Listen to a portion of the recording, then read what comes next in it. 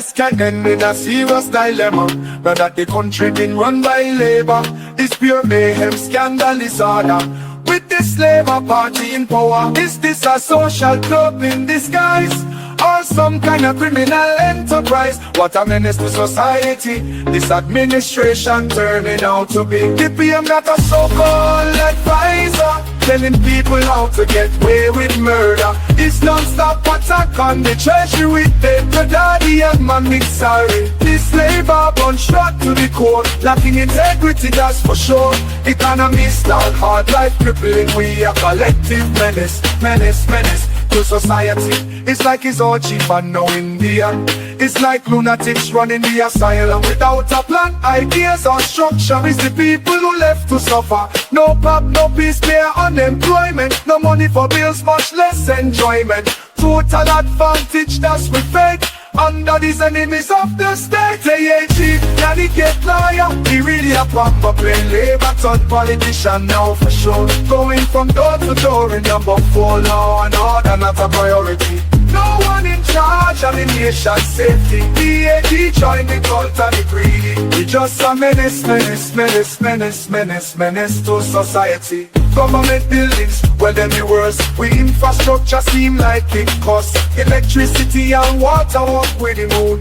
Every month you hear the fix coming soon. Under labor life for this pure misery. Oppression, depression and tyranny. This gang is a menace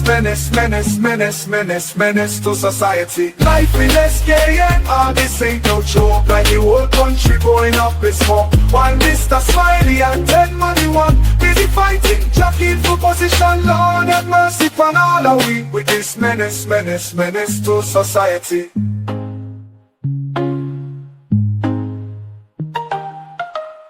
Government buildings, well them the worst. We infrastructure seem like it costs. Electricity and water up with the moon. Every month you hear the fix coming soon. Under labor life for this pure misery. Oppression, depression and tyranny.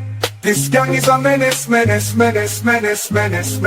society. On SKN, this ain't no joke. Like the whole country going up in smoke. While Mr. Smiley and 10 money one busy fighting, jockeying for position. Lord have mercy upon all of we. With this menace to society.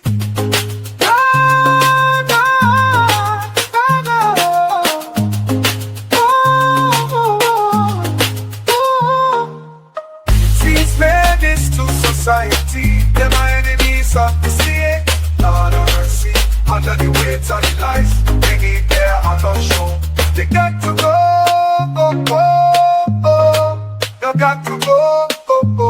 It's menace to society, them are enemies of the state. Lord of mercy, under the weight of the lies, they need their other show. They got to go.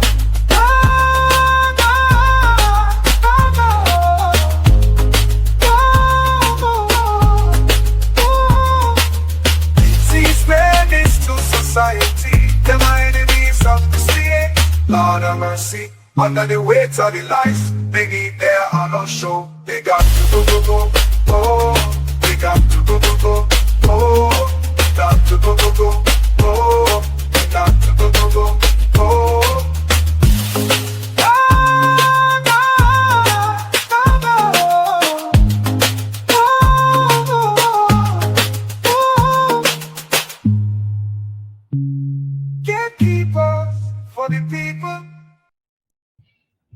Good evening. I am your host, Azard Gumbs, Deputy Political Lead of the People's Action Movement and Attorney at Law. This evening, I have as my guest the Political Lead of the People's Action Movement, Mrs. Natasha Shani Gray Brooks. And this evening, we're going to talk about the Special Sustainability Zone Act, a law that has been rushed in Parliament without proper consultation and without the support of the majority of our people. The government calls it progress, but we see it as it is: their arrogance, their immaturity, and a reckless disregard for public trust. The government held a town hall, but it was a farce. We asked the real questions, and instead of answers, we got a political narrative. This government has a very poor record on major projects, from broken promises to half finished ventures.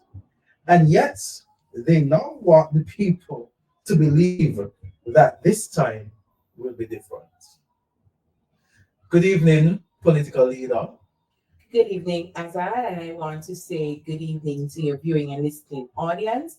It is a pleasure to be here, and I have no difficulty trying to explain the ills of this administration that the people face, and whatever we can do as members of the People's Action Movement and who want to champion the cause of the people, we will do, because at the end of it, the people should be placed first. As I said in the introduction, this administration does a very bad job when it comes to consulting the people of St. Kitts and Nevis. In fact, the people of St. Kitts and Nevis elected them to serve them, but instead, this government served itself.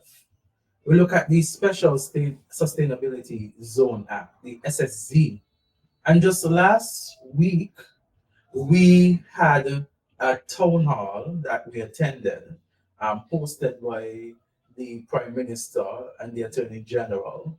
And of course, political leader, you started off with a bang when you stated to the Prime Minister and the Attorney General that it seemed to have been a very rushed job, that people are unsatisfied. Could you give us a little synopsis of what you said to those persons who weren't in attendance?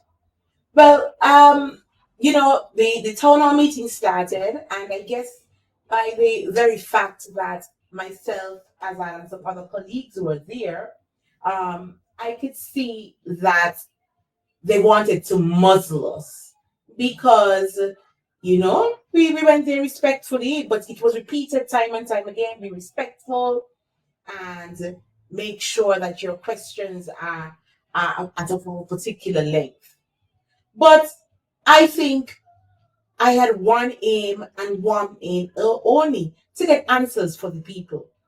And I asked the Prime Minister a question. I gave him I outlined how this legislation was rushed through Parliament, the time frame, the people that are crying out, because sometimes they would want the ordinary man and woman to think that it's politics. But when you have attorneys not being consulted, when you have financial institutions not being consulted, when you have politicians in and out of parliament, because you as individuals of this society, you must be represented in and out of parliament. And so that town hall, we represented you. And we outlined that there was a number of people who were not happy, who were dissatisfied with the manner in which this bill, no legislation, was rushed through Parliament in a 2-week period. And the Prime Minister seemed to be satisfied to say that people should go and jam one day and then read the bill the next day. What about now, in October, 2 months after? I reminded him that we are now just 2 months after, and you're hearing this public outcry. So I said, when you're going to go back to the House and repeal this bill, because clearly it was an error in judgment, and the people of the Federation seem to have spoken the loudest. In fact, when you look at the town hall, it almost had in my mind a view of a Labour campaign town hall style. We appeared there early, you, myself, the other deputy political leader, Pell, and then we had other members from the People's Action Movement who were in attendance. And were there for a very long time, Almost an hour. almost an hour, there was really no one other than a few persons who had questions. And while sitting there, the Prime Minister and the Attorney General came late. So we had to wait on them. We were told that they were at another engagement. In fact, if they were serious about the town hall, as they claim that they are, they would not have booked an engagement so close in timing to cause some conflict. They were the ones who scheduled the times of the appointments and should have been taken into consideration that there might have been conflict if they were serious about the town hall. And when you look at the reasoning that they gave, it was in constituency number 6, and Dr. Douglas was not present. And it had to do with land distribution, and the senator, Joy and Clark, she was not present. So they could have handled those matters in St. Paul's while they come and deal with the people's business that they booked. Exactly, and it's a great observation that you made, because they make it seem as though only them could have been there. Of course, it's all political grandstanding. The Prime Minister wants persons to see him, whatever in the distribution of lands. And we're not saying it's not good for people to be given lands, but it's the way which is done. It's almost like a grandstanding, a show, a photo opportunity with this Prime Minister and his cabinet. And then they came to the town hall. And it's as though they saw members of the People's Action Movement there. And that is why, in my view, they saw us there. They saw that we were going to ask serious questions. And so, because they wanted to distract from the seriousness of the whole town hall, it is my view that they encouraged the Conrads, so to speak, to come and fill up the room, so that when persons are asking important questions and making comments, they could be laughed at, jeered at, and even distracted by the comments in the audience. But it is good that we, the members of the People's Action Movement, are not afraid to speak on behalf of the people. And that's why we stood our ground, Azard, because we are doing it for the citizens and residents of St. Kitts and Nevis. This is not for a photo op. We went there to ask serious questions, to demand the answers. And so, what's the purpose of the town hall meeting? If you're going to have a particular topic, the Prime Minister is going to have what he sees as a progress report. He goes all the way back to 1975, all the way back to 1960s. But the people here in 2025 are suffering and are crying out loud, and he wants to limit the time in which they can get answers. And he actually came late. I must say, he apologized for coming late, so I'll give him that. But he came late, and instead of going to the meat of the matter and starting it, about preamble, as you said, about preamble about the past, about Ratcha and the lands and all of this thing, and I would, in my mind, I really thought it was a Labour campaign town hall. Political parties tend to have their town hall meetings as a campaign strategy. What I expected there was a government town hall where it is people friendly, regardless of political affiliation. But it was hostile towards members of the opposition. And I want to tell Dr. Joe and the Attorney General, the Prime Minister and the Attorney General, and all the Labour comrades, that we will not be shaken by these tactics. Political leader must commend you. You stood your ground firmly. You started off with a question, and I know that there were distractions in the audience, and you weren't distracted by the distractors. You continued, and a lot of persons praised you for your bravery and for being able to stick to what you were saying. You know what kept my resolve, Azard? The 50-something thousand people in St. Kitts and Nevis that we have to defend. They bring 30 people or 20 people to try to distract us. The 50-something thousand people from the population is more important. Exactly. And I remember when I went up there too, while giving my comment, I hear in the audience, oh, he come with a poem, he come with nursery rhyme, distract us over and over again. And if you on one hand, you have to focus on the question that you're asking, the comment that you're making, and still you have the loud noise. But rest assured that we are attorneys at law, and we have been practicing in the court. We practice in front of people. So when we are in there, More passionate than them. yes. So we have the experience and we have the know-how to endure what needs the endurance that is needed for this race.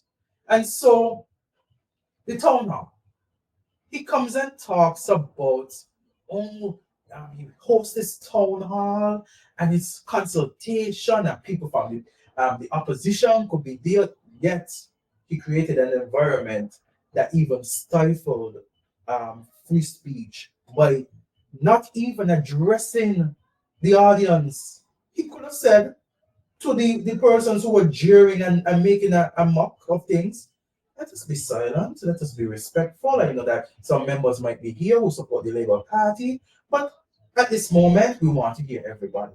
And you know, Azard, what I was really turned off with as well was that you had two ministers of government sitting in the front row. One of them is an attorney at law, and they're doing the very same thing that the supporters are doing. Mhm. One of them laughs so loudly when a question is being asked. You would think that these people are honorable men and women, but I would think not based on their behavior. They were as if they were at a bar shop when this was supposed to be an environment that is people friendly and people focused.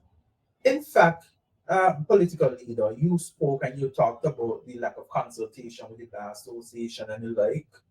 And instead of giving a real apology, it was like, well, we've sent things before, but that's not the point. I don't know if you want to comment on that. But I heard the AG giving some flimsy excuse about, oh, there was 80 something pieces of legislation and they haven't received anything from the Bar Association in relation to this. They haven't seen anything being requested by the president of the Bar Association. The obligation and the onus is on them to make sure that they send out the bills, get feedback, get review from NGOs and civil society, so that they can honestly make a contribution and that they don't make the errors in which they have actually made now.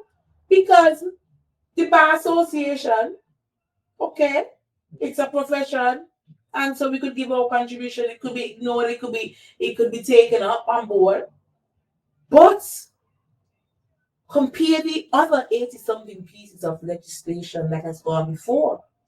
Do you hear the public crying about them? Do you hear the Attorney General's father crying about them?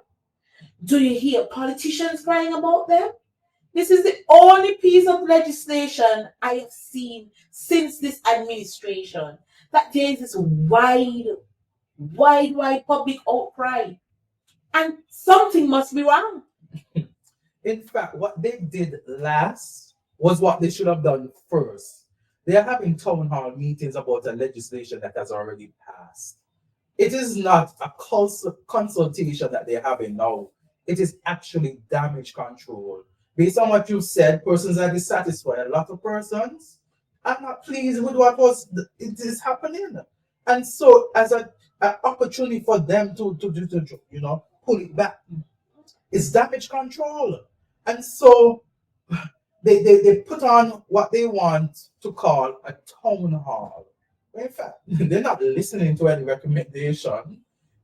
In fact, when you ask them about certain things, they spin it wrong. It becomes a political football. Who was in the house at the time? Who wasn't in the house at the time? And it's not a genuine answer that they're given. And it is unfortunate that the Prime Minister and the Attorney General would come to the public and display such a manner of arrogance and not even be respectable to the people who are asking the questions. And then I saw the Prime Minister's advisor, Mr. Edinburgh, come to the mic. And under normal circumstances, regardless of political affiliation, you would expect that. But I said to him, but you are the advisor to the Prime Minister. You have the Prime Minister's ear. Why don't you give somebody else an opportunity to come to the mic and ask questions? You've made that point, and I honestly didn't even look at it on the night. And I said, you know what happened? They recognized that the pattern of those who asked the question was becoming the same, the public outcry, the questions. And so they had to get one or two persons in there to try to boost them up and make them look good. But if Mr. Edinburgh wanted to speak about the Constitution, he has a show. Go on and educate the people. He feels that he's supreme when it comes to the law and the Constitution. But take your time. You're getting paid. Go and advise. Let the ordinary man and woman ask the questions. Okay, they want to say that me and you're not in Parliament. Well, give us that opportunity to ask the questions, because representation is not only in Parliament. It is on the streets. It is in town halls. It is in the alleyways. It is in the shop. And if a man asks Dr. Drew and the AG a question, they deserve answers, because we are paying them every single month. In fact, we are paying them more than we have paid any other minister of government to date. By their own action, they increase their salary. And they are doing far less. And I said to Mr. Edinburgh, I said, you have the Prime Ministers here. Give somebody else an opportunity. And when he didn't go and ask any question, he went and talk about this and talk about that, trying to act like he's a member of the panel. In fact, as the Prime Minister's advisor, if they thought that it was fitting for him to be there, they would have invited him to sit on the panel. And there you see in the audience when questions are being asked, and I was behind of him, and it seemed as though he's sending messages to them. The Prime, yes, he was, because he was waving the phone when I thought he was paying attention. I said to him, I saw him waving the phone, trying to get the attention of the Prime Minister, and then the Prime Minister take out the phone out of his pocket and he peep and he say, so Edinburgh must be saying, just tell them about Bradshaw. Yes. Tell them about Bradshaw. And I said to him, you go on and message the Prime Minister. In the same vein, you could message and get a response. You need not be here to take up somebody else's time who has a genuine concern. You are the advisor to the Prime Minister. If you do not have an ear to the Prime Minister, who else has? But you see, this is when they don't really care about people. They only care about themselves and their cronies. Because as you rightly said, he didn't even try to quiet down those persons who were trying to distract the presenters or the persons who are coming to ask the questions. He didn't try to quiet them down, and he tried to be sarcastic and try to laugh when people are asking questions. Yes. Is this man serious about being a Prime Minister? In fact, it was David Pell who stood up and he was asking some questions, and even if he felt that the questions asked by Mr. Pell, he may not have liked the questions or felt, whatever way he felt about them, to be joining in the crowd in laughter. It's disrespectful. Disrespectful. Especially when he holds the seat of Prime Minister. Because he's not just Prime Minister for the Labour supporters, He's Prime Minister for me, you, and all those who are opposing him. Exactly. And the unfortunate thing is, if he could behave like that while being taped live, imagine how he behaves in private when they're talking about persons when they are discussing persons who might not be of their same political affiliation. It's sad, but you know, I think the people are sending a clear message to Dr. Drew and his team that we would have it no more. The man in George Street, the man in New Guinea, the man in Challengers, the man in Brick Hill, the man in Charlestown, and the women as well. They would not have it anymore. And then here comes the last presenter, or the last person to the mic. Maybe it was said to them, we have to close it on high. So he telling the Prime Minister, Bill, Prime Minister, Bill, Bill, Prime Minister. And I am wondering if the Prime Minister is taking heed of the advice. Because he has not built 2,400 homes as promised. Looking for that. He has not built the new hospital as promised. He has not built the Bastia High School. I just drove that road coming here and full of grass. Nearly all of them taller than me. I mean, everybody taller than me. But it's just pure grass and a locked gate. What is happening? And it certainly couldn't mean Samuel Duggins and the greenhouses that were supposed to be completed. So while he said, Bill, Prime Minister, Bill, I think he wanted to encourage the Prime Minister to start doing some work. I think Stop so. talking and start doing the work. I think so too, because it has been nothing but photo opportunities and grandstanding. And so I applaud that citizen. Yes. Build, Dr. Drew, build. You have not built a school. You have not built the houses. You have not built the greenhouses. What is happening? Oh, the smart hospital, Minister of Health, medical doctor, and what are you going to build? He has proven himself unworthy of the title that he holds as Prime Minister. He has been our worst leader to date. He has not produced anything of substance. And under his leadership, this country, the electorate, has found his party unfavorable. And so we're looking at the SSZ here right now. And it is one of the shortest legislation when it comes to pages. And according to them, because it's short, just watch it to the parliament. The age is saying, oh, based on the length of the bill, at the time when it was a bill, 10 pages, so 2 weeks is insufficient. But when you have a bill that, although might be 10 pages, but carrying such a hefty weight, you need to digest it. You need to discuss it. What was the need for the rush at this time?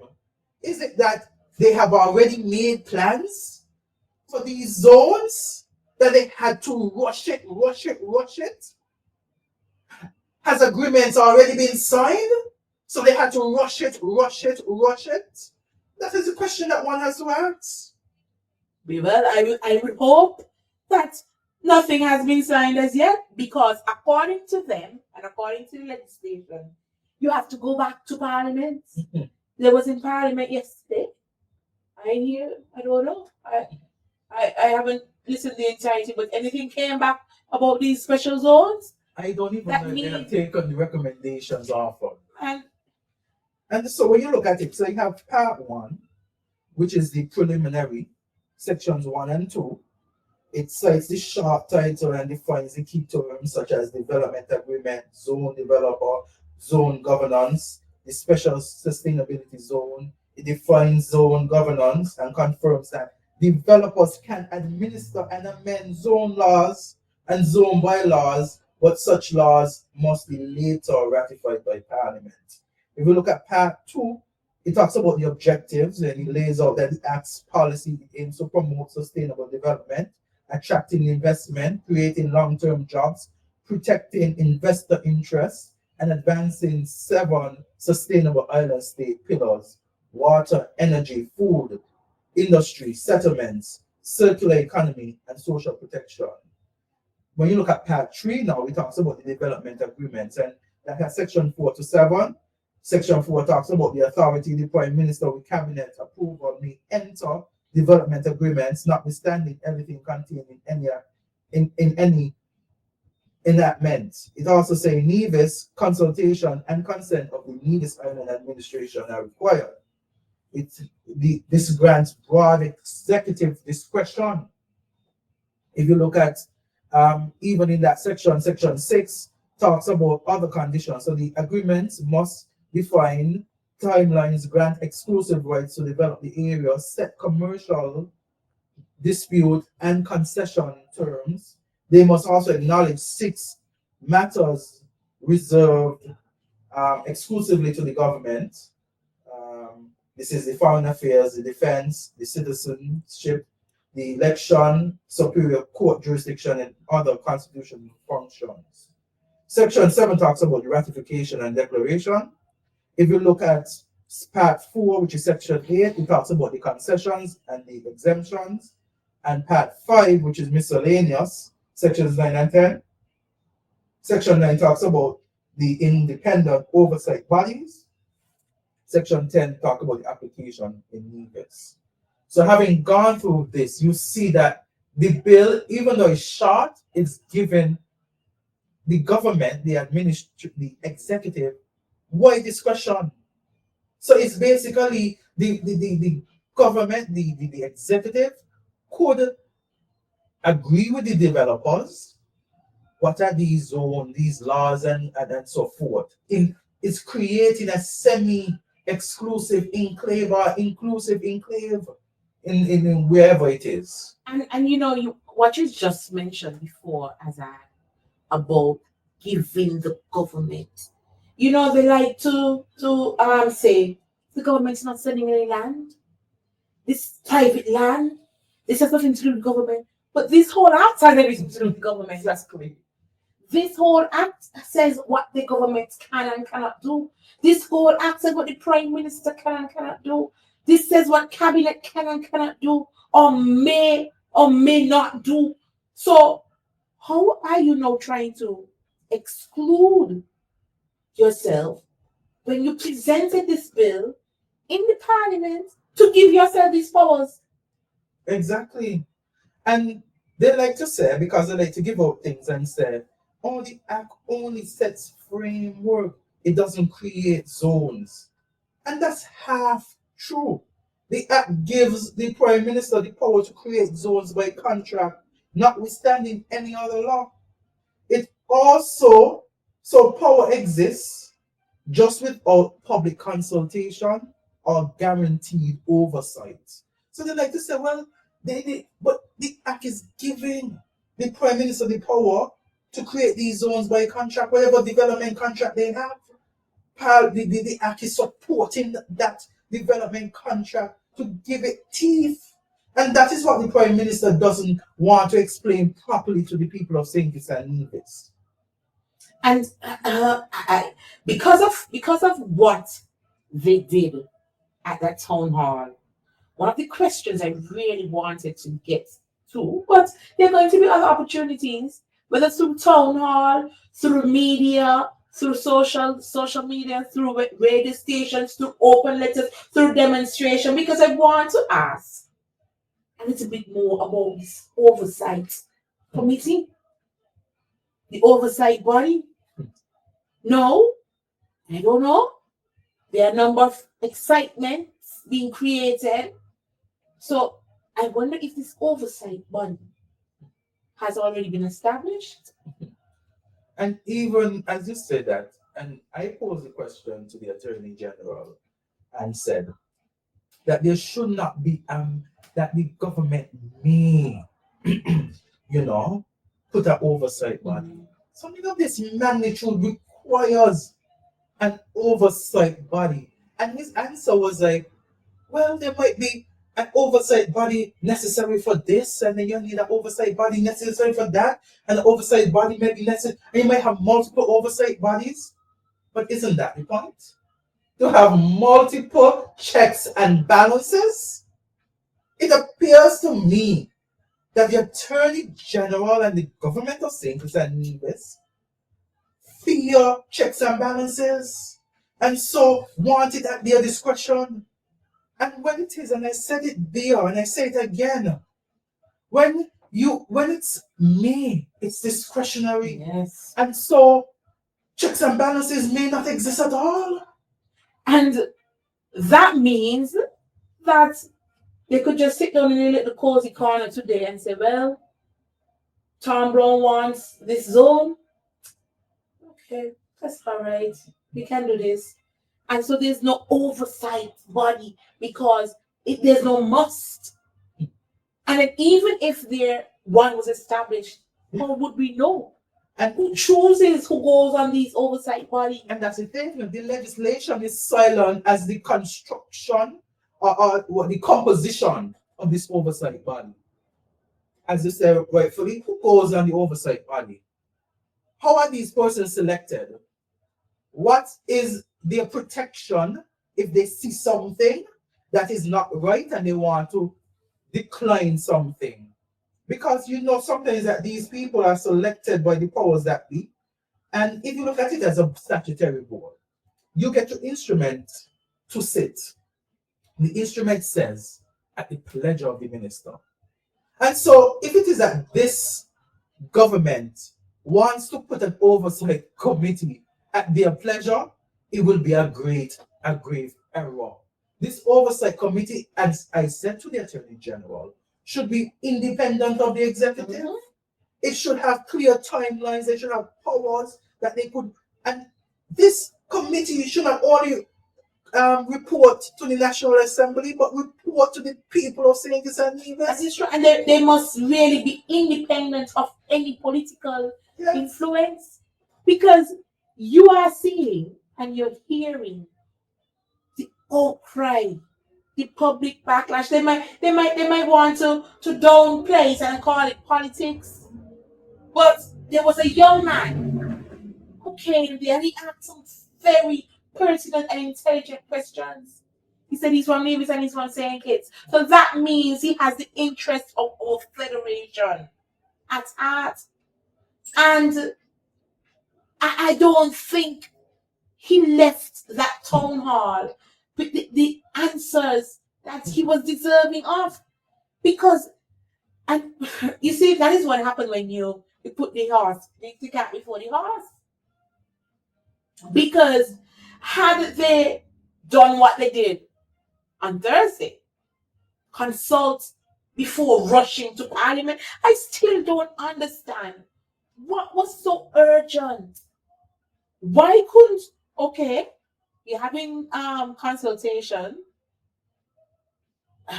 They haven't said anything right now to the people that says we really had to do this because. What are they hiding? As you said, and I've said too, it was a rush. Sometimes you do things in rush because something is happening. You expect something to happen. And so before the disaster comes, you're trying to prevent it. Or maybe they have something planned. This is a foreshadowing. I want to tell the people of St. Kitts and Nevis to have your eyes open.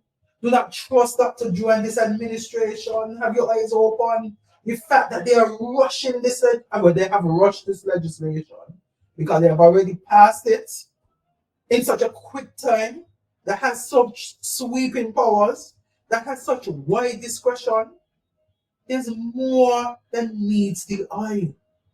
And I know, as a leader, I'm quite certain he has seen parliaments in different jurisdictions before.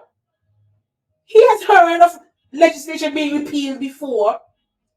He has heard instances where the public outcry. Now, I'm not saying that every public outcry will be justified, but you're hearing this from every facet of society now.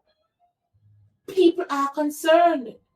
And so, go back and rethink.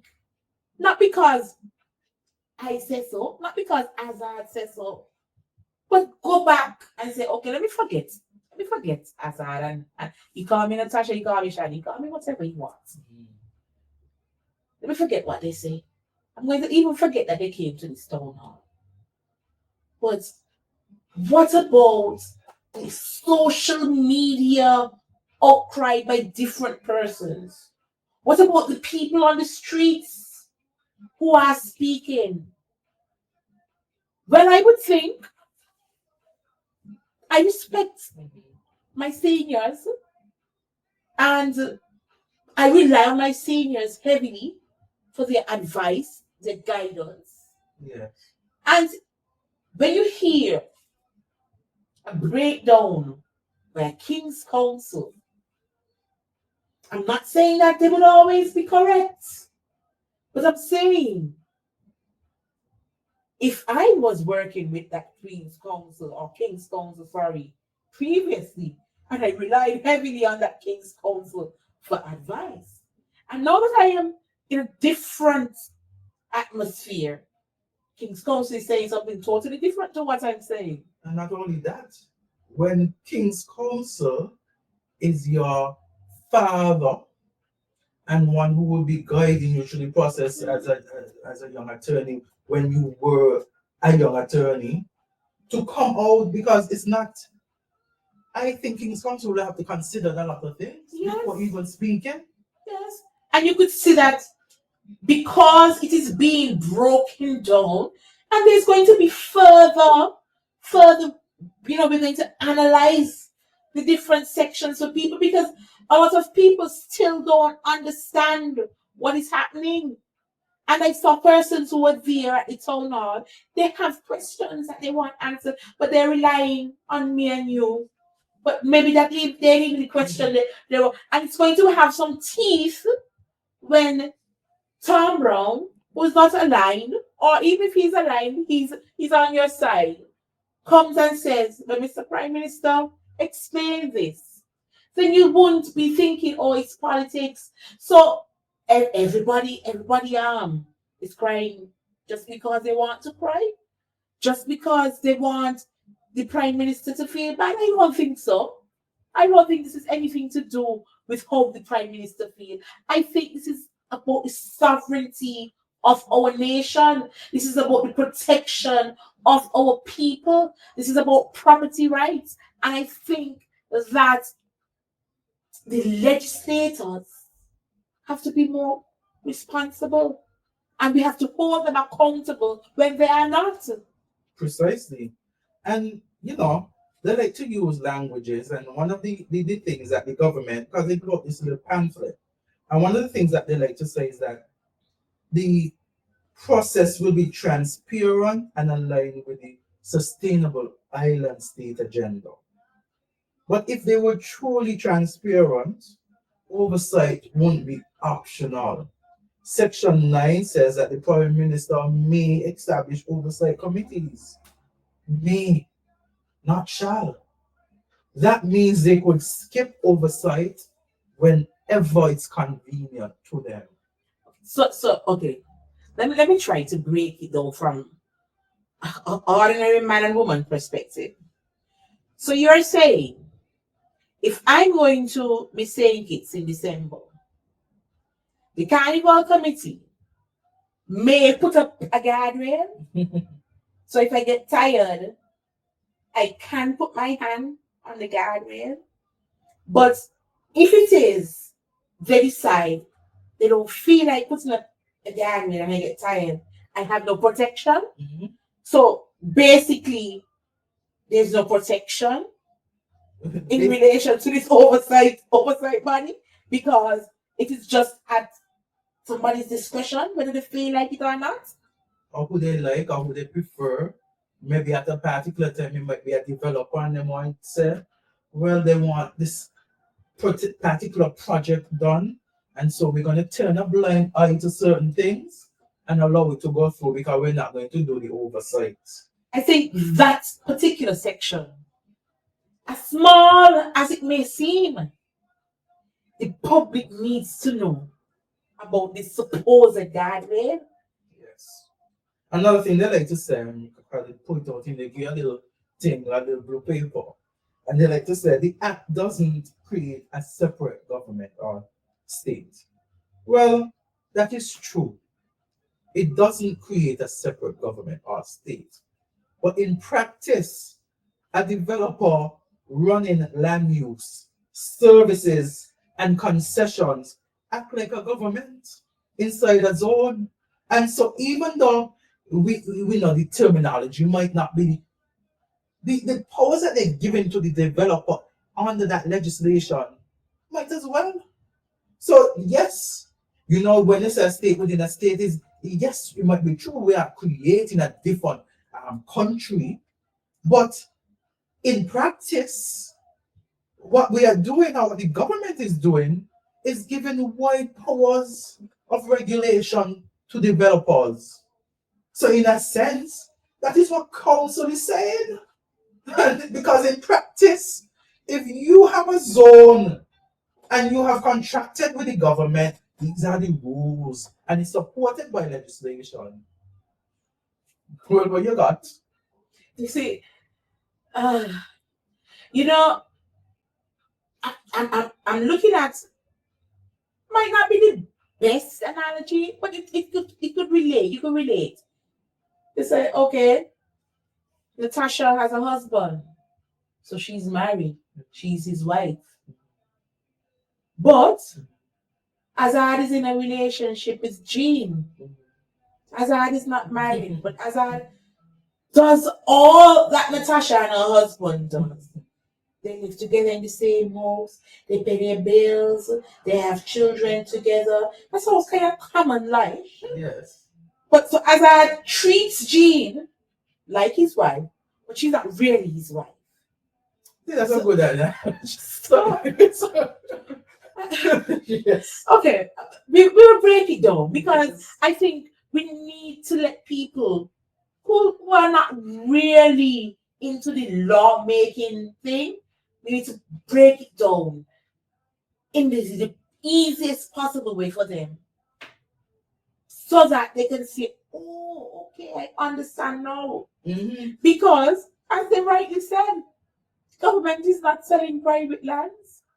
And at first the Prime Minister was saying, leave him out of it. He's saying nothing to do with him. But the Act, who is the Prime Minister right now? The Act speaks about, let me just see how many sections it speaks about. Let's just let me see, because I don't want to misquote the Act. He makes reference to the Prime Minister a couple of times. I know. So, well, I mean, he may not be, according to him, selling lands. But right now, he's the Prime Minister. Yeah. He might, and I don't think he's going to be the Prime Minister for much longer. But he has to look at it at the office. It's not saying Terence Drew. It's saying the Prime Minister. Yes. The Prime Minister. So how are you holding an office and saying it has nothing to do with me? Exactly. And so based on what I'm seeing here, and I try to use a little technology, it says that, and this is correct, it says that the Act refers to the Prime Minister up to 10 times. 10 times. And how many sections? And refers to the Premier 5 times. So he's talking about when he's not things in Nevis. The Act talks about the Prime Minister twice as many times as he talks about the Premier. And so the Prime Minister, and he came to the federal parliament. And is the Prime Minister is who carried to the parliament? And so the Prime Minister is wrapped up in this legislation. And now the Prime Minister is leading the charge when it comes to town halls. He had the first one. So this man, I don't know, maybe when he was on radio, he wasn't prepared. He thought that, petitions are going to leave it and not say anything about it. That, this is a Nevis affair, Nevis matter. But when he realized that petitions are talking about it too, he said, well, boy, I got to double back on this, I got to double back on this. And so he hosts a town hall. And when he realized persons are coming, because maybe he thought that no one would have showed up. Yes. And he realized that persons are actually coming, and members of the opposition, members are there with their questions. He's still bringing, he must send a message. Comrades, come. Comrades, come. And then you see them trickling in the red. Exactly. This is a town hall meeting paid for by the state. This is no party event. This is serious business. And maybe you might not want to take on the opposition parties because you feel that, okay, they're in government. But what about the people butchered here? Don't you think that they ought to be considered? Don't you think that when they stand up to the mic and ask questions, they ought to be considered? Don't you think if they send 10 questions with Azard or 10 with Natasha, they ought to be considered? Because whether you think that Azard and I went there on party business, there are people who we represent. Correct. We represent them in and out of the National Assembly because constituency number 4 as it stands right now, Azard is not in Parliament. Constituency number 1 as it stands right now, I am not in Parliament. But we are going there to represent the people. And we have to make sure that we keep your feet to the fire. And so every opportunity we get, the people who are relying on us, we must ask the questions. Number 4 and number 1, we must ask the questions. In fact, you know how many persons came to me and said, I'm glad I was there. I'm glad I asked the questions and I need to do it some more again. And so politically, I think that this has to be a trend where when the government is doing these things, we as the opposition, because we realize we only have 1 seat in Parliament, but we represent persons by virtue of being political leaders and candidates. And so we have to continue to keep this government's feet to the fire and show them that they cannot pull wool over the eyes of the citizens of St. Kitts and Nevis. And you said it correctly, because there are 8 constituencies in St. Kitts and 3 in Nevis. I can't speak as political leader and say, okay, I'm not in Parliament, I don't care what they say. What about all those persons who are relying on me? What about those persons who are afraid to lend their voices? We must speak on their behalf because they are going to be victimized and they're going to feel downtrodden. But Dr. Drew, you have a hard time because we are coming. We will come on behalf of the people every and any time. These people rely on us. They realize that you have failed them.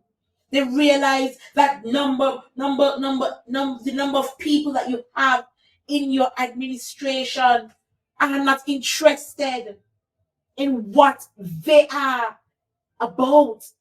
And so we must do the work from the outside to remove you from the inside. Indeed. And you know, as you spoke, it came to me.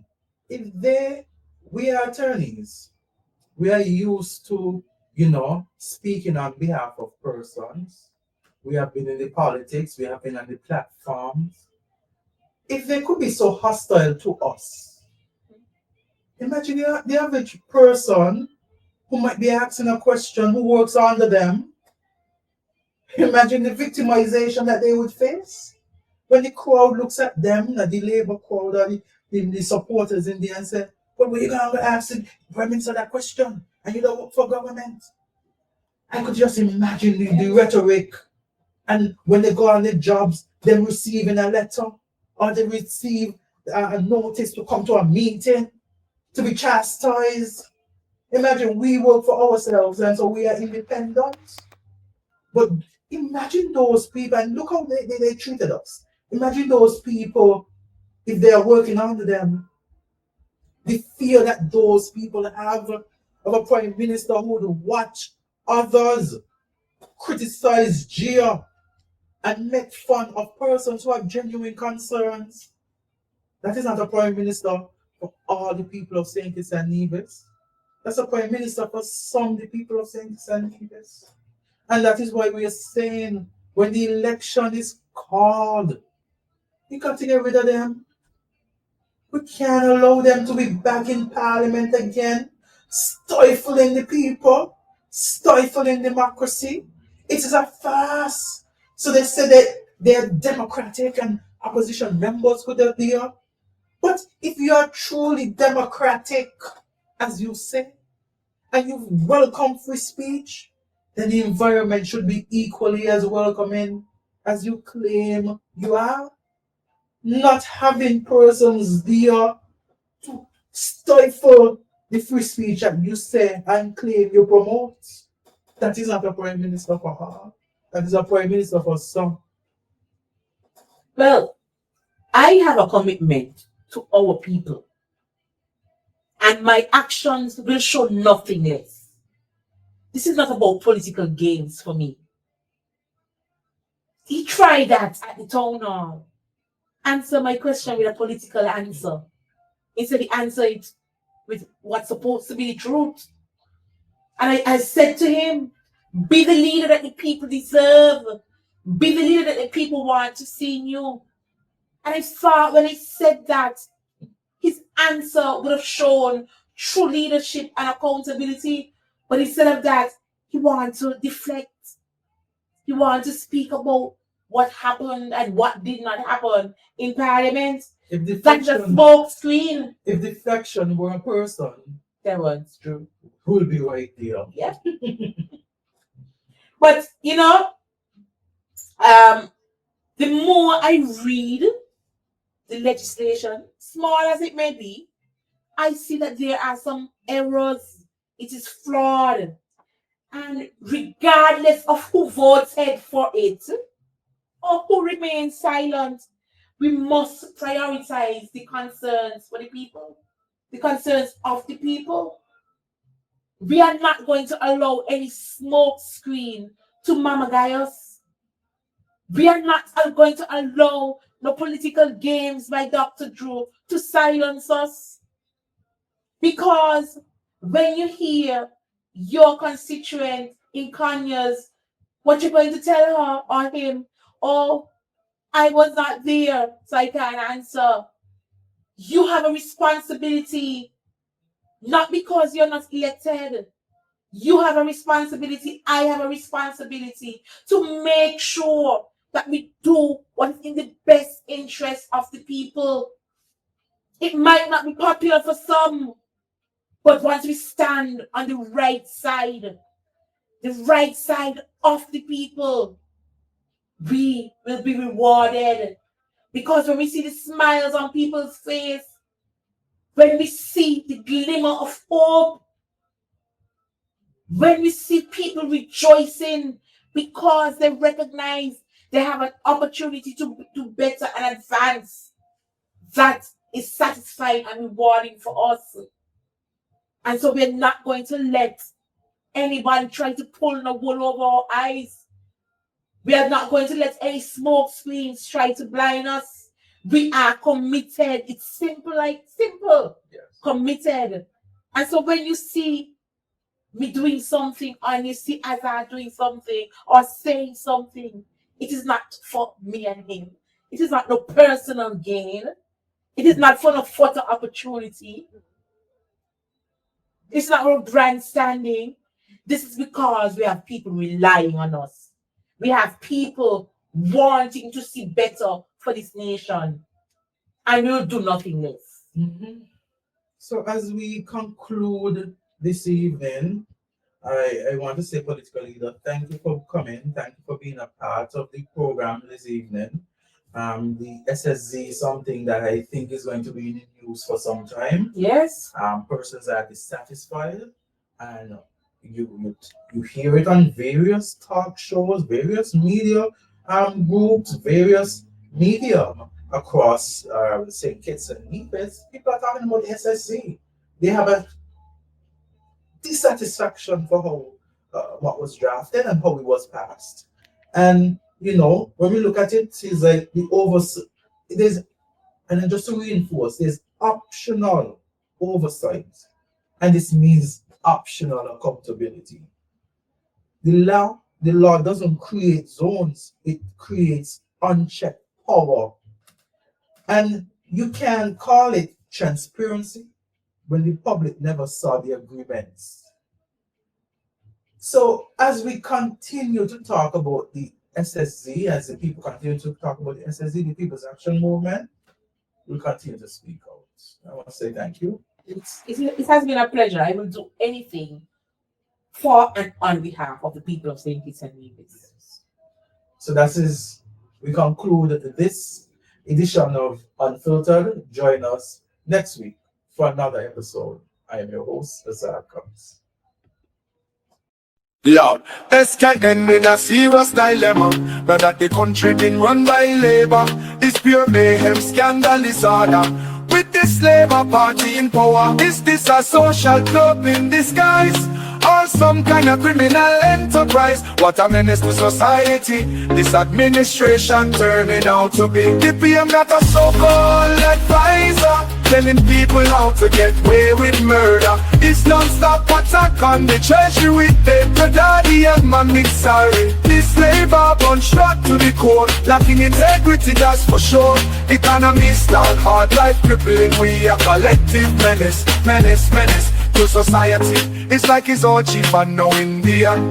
It's like lunatics running the asylum without a plan, ideas or structure. It's the people who left to suffer. No pop, no peace, bare unemployment. No money for bills, much less enjoyment. Total advantage, that's we fake under these enemies of the state. They ain't cheap, delicate lawyer. He really a proper plain labor ton politician now for sure. Going from door to door in number 4, law and order not a priority. No one in charge of the nation's safety. DAG join the cult and the greedy. We just a menace to society. Government buildings, well them the worst. We infrastructure seem like it costs. Electricity and water walk with the moon. Every month you hear the fix coming soon. Under labor life for this pure misery. Oppression, depression and tyranny. This gang is a menace to society. Life in SKN, this ain't no joke. Like the whole country going up in smoke. While Mr. Smiley and 10 money one busy fighting, jockeying for position. Lord have mercy upon all of we. With this menace to society.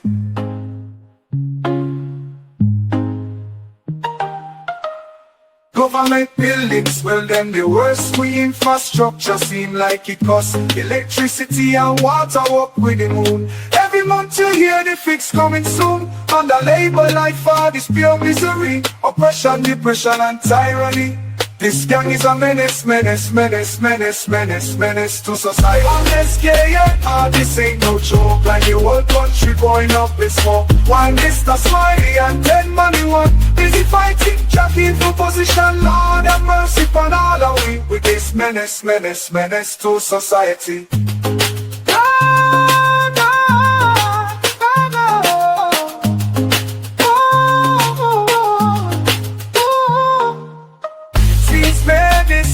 Society, them are enemies of the state. Lord of mercy, under the weight of the lies, they need their heart on show. They got to go, they got to go.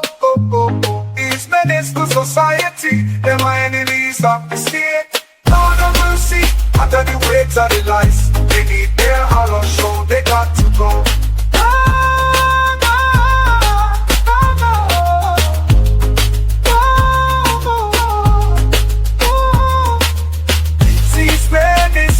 Society, them are enemies of the state.